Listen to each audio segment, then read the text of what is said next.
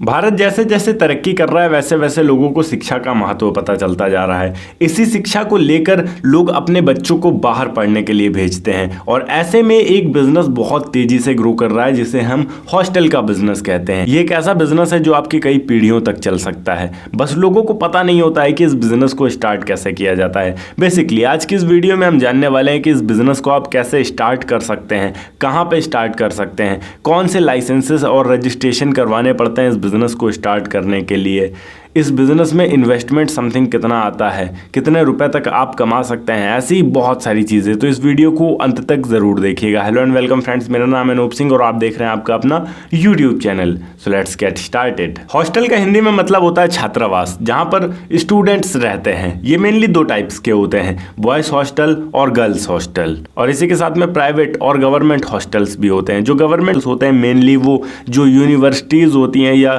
उनसे affiliated government colleges होते हैं या कैंपस होता है, उसके आसपास गवर्नमेंट की तरफ से प्रोवाइड कराए जाते हैं। एंड जो प्राइवेट हॉस्टल्स होते हैं वो किसी भी एरिया में हो सकते हैं, ऐसे एरिया में जहां पर एजुकेशन काफ़ी महंगा हो या फिर एजुकेशन की रिक्वायरमेंट काफ़ी ज़्यादा हो या फिर बहुत दूर दूर से लोग वहाँ एजुकेशन लेने आते हों, जैसे कि दिल्ली का मुखर्जी नगर हो गया या फिर इलाहाबाद, या फिर अगर आप लखनऊ में आते हैं तो लखनऊ यूनिवर्सिटी, और कानपुर में जाते हैं तो कानपुर यूनिवर्सिटी। इन सब के कैंपस के आसपास के जो एरियाज़ हैं वो ऐसे एरियाज़ हैं जहाँ पर काफ़ी बड़े मात्रा में आपको गवर्नमेंट और प्राइवेट दोनों हॉस्टल्स मिल जाएंगे।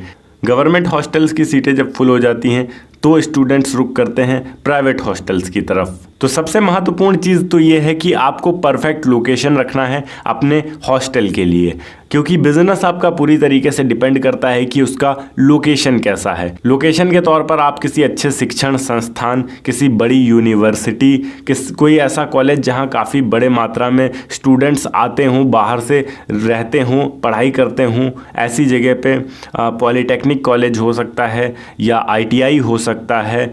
ऐसे कॉलेजेस अगर आपके आसपास हैं जहाँ पर आप स्टार्ट करना चाहते हैं तो ये भी आपके पास एक अच्छा विकल्प रहता है। कोई मेडिकल कॉलेज है तो ये भी आपके पास एक बहुत अच्छा विकल्प रहता है। या फिर प्राइवेट कोचिंग सेंटर्स हैं जहाँ पर जी और नीट जैसे एग्ज़ाम्स की तैयारी करवाई जाती है स्टूडेंट्स को, तो वो हाई स्कूल के बाद ही अपना इंटर प्राइवेट किया करते हैं और हाई स्कूल के बाद जी और नीट की तैयारी करने के लिए अपने घर को छोड़कर दूसरे शहरों में चले जाते हैं।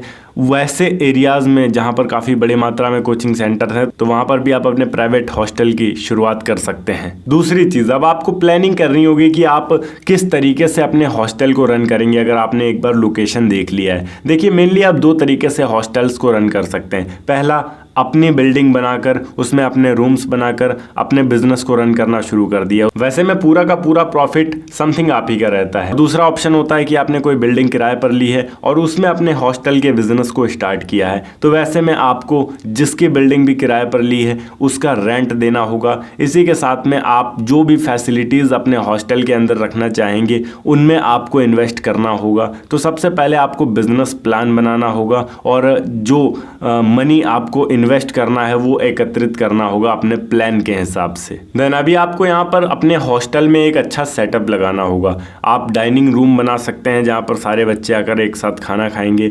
आप उनके पर्सनल रूम्स में बेड देंगे, उसके साथ में वो लैपटॉप वगैरह या फिर कोई डिवाइस यूज़ करना चाहते हैं तो इलेक्ट्रिसिटी की, फैन की और लाइट की प्रॉपर सुविधा देंगे। अगर हो सके तो आप उसके अंदर एक मिनी लाइब्रेरी भी रख सकते हैं। एंड जो आपको सबसे ज़्यादा प्रॉफिट देने वाला एक चीज़ होता है कैटरिंग, वो आपको रखना होगा। एंड पूरे हफ्ते के मील का मेनू आपको तैयार करना होगा कि पूरे हफ्ते जो भी बच्चे आपके हॉस्टल में रहेंगे उन्हें वो खाना मिलने वाला है और उस खाने के पैसे आप अलग से चार्ज करेंगे। और जब आपके पास कैटरिंग और मेनू होगा तब आसानी से आप अच्छा प्रॉफिट कमा पाएंगे अपने हॉस्टल के बिजनेस में। चलिए हम लाइसेंसेस की बात करते हैं, कौन कौन से लाइसेंसेस लगने वाले हैं अगर हम इस बिजनेस को स्टार्ट करते हैं। सबसे पहली चीज़ तो आपको सराय एक्ट 1967 के तहत अपने बिजनेस को रजिस्टर करवाना होगा। देन सेकंड चीज़, आपको यहाँ पर अपना ट्रेड लाइसेंस लेना होगा। और इसके अतिरिक्त आप अगर कैटरिंग अपने हॉस्टल के अंदर स्टार्ट कर रहे हैं तो उस कैटरिंग को चलाने के लिए आप अपने स्टूडेंट्स तक खाना पहुँचाएंगे तो उसके लिए आपको फूड लाइसेंस भी लेना होगा। और इसी के साथ में बहुत सारी परमिशंस आपको लेनी होंगी फायर डिपार्टमेंट से, पुलिस डिपार्टमेंट से, और अगर वो बिल्डिंग किसी मालिक की है तो उससे नो ऑब्जेक्शन सर्टिफिकेट भी लेना होगा। अब आप अगर हॉस्टल के बिज़नेस को स्टार्ट करते हैं तो आप इसे अकेले तो रन कर नहीं सकते हैं, ये काफ़ी बड़ा बिज़नेस होता है। इसमें खाना बनाना होता है, सर्व करना होता है, बच्चे जहाँ पर रहते हैं उनके रूम को भी थोड़ा बहुत मेंटेन करके रखना पड़ता है, देखना पड़ता है कि हमारा रूम ठीक ठाक है या नहीं है, उसमें गोदागादी तो नहीं कर रहे हैं, दीवार नाश तो नहीं कर रहे हैं, तो केयर करनी पड़ती है। और अगर बच्चों की नहीं बोले, बच्चे खुद अपना केयर कर सकते हैं, तो अपने रूम की केयर तो आपको करनी ही पड़ेगी। आपका पूरा हॉस्टल है उसकी केयर तो करनी पड़ेगी। तो केयर के लिए भी कम से कम 3 लोग चाहिए, तो एक आप हो जाएंगे, 2 लोग और चाहिए जो कि खाना बनाएंगे, सर्व करेंगे और इसी के साथ में देखभाल करेंगे अपने हॉस्टल की। अभी हम मेनली बात करते हैं हमारा इन्वेस्टमेंट और अर्निंग कितना होने वाला है। देखिए, अगर आपकी खुद की बिल्डिंग आप बनाते हैं तो बिल्डिंग बनाने में कितना पैसा लगता है वो तो आपको भी पता है, मुझे भी पता है, तो उसको बताने की ज़रूरत नहीं है। और अगर बिल्डिंग बनी हुई है या फिर आप रेंट पर ले रहे हैं, तब आपके पास कम से कम 4 से 5 लाख रुपए होने चाहिए इस बिज़नेस को स्टार्ट करने के लिए, क्योंकि आप बच्चों के लिए बेड लेंगे और इसी के अलावा अपने कैटरिंग के बिज़नेस को स्टार्ट करेंगे। और अगर आपने रेंट पर बिल्डिंग ली है, शुरुआत में आपका बिज़नेस एकदम से चलना शुरू नहीं हो जाएगा, तो 1 साल का आपको बैकअप रखना पड़ेगा, रेंट भी देना पड़ेगा, तो कम से कम 4 से 5 लाख रुपए आपके पास होना चाहिए इस बिज़नेस को स्टार्ट करने के लिए।